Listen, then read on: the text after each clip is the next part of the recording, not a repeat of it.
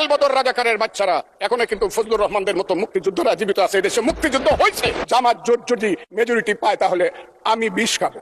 যতদিন royal Bengal tiger থাকবে, মুক্তিযোদ্ধা জিতবে, রাজাকার কোনোদিন এদেশে জয় লাভ করতে পারবে না।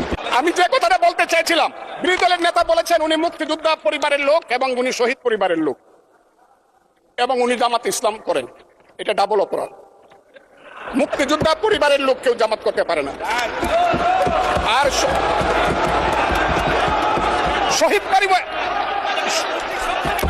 শহীদ পরিবারের লোক, মাননীয় সদস্যবৃন্দ, ওনাকে বলতে দেন। মাননীয় সদস্যবৃন্দ, অর্ডার অর্ডার, আপনারা শৃঙ্খলা রক্ষা করুন। মাননীয় সদস্যবৃন্দ, সংসদে শৃঙ্খলা রক্ষা করুন। মাননীয় সদস্য ফজলুর রহমান, আপনি শেষ করুন, কষ্ট পাইতেছেন, বক্তব্য শেষ করুন। আমি আবারও বলে রাখলাম, শহীদ পরিবারের লোক তো জামাত করতেই পারে না, আর জামাত করলে ডাবল অপরাধ করতেছে। দুই, তাহলে